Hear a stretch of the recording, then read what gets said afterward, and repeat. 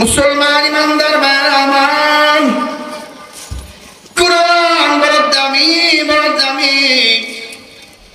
দুনিয়ার কোন মানুষ যখন কোরআনের সাথে লেগে যায়, ওই মানুষের দামটা আল্লাহ বাড়া দেয়। দুনিয়ার যা কিছু কোরআনের সাথে লাগে, কোরআনের সাথে যার সম্পর্ক হয়, আমার আল্লাহ তার সম্মান মর্যাদা বাড়া দেন। মুসলমান ইমানদার ভাইরা আমার, দুনিয়ার জমিনে তাকা দেখো,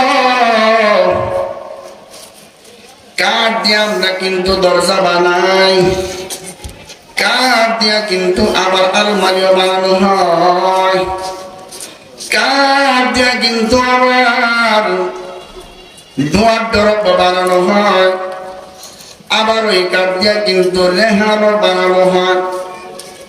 টাকা দেখো, কানের সাথে কোরআনের সম্পর্ক, রেহানের সাথে আমার আল্লাহর কোরআনের সম্পর্ক। এই জন্য আমার আল্লাহ রেহানটাকে কত দামি বানা দেন।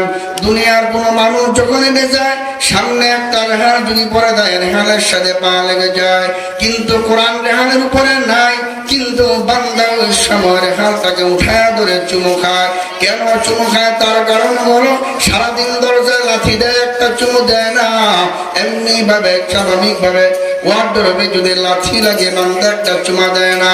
কিন্তু রেহানের ভিতরে যখন পাটা লাগে, এমনি বান্দা উঠায় এটাকে মুখে লাগায় চুমা দেয়। এর কি কারণ আছে? এর কারণ হলো রেহানের সাথে আল্লাহর কোরআনের সম্পর্ক। ওই রেহানের সাথে আল্লাহর কোরআনের সম্পর্ক হওয়ার কারণে ওই সময় আমার আল্লাহ রব্বুল আলামিন ওই বান্দার রেহানকে মহব্বত করলো, ওই যে কোরআনকে মহব্বত করলো, ওই কোরআনকে মহব্বতের কারণে বান্দা ওই সময় রেহানটাকে উঠাইয়া চুমু খায়। এটা অন্য কোনো কারণ নয়, এটা হলো একমাত্র সম্মান আল্লাহর কোরআন। জোরে কোন ঠিক কিনা?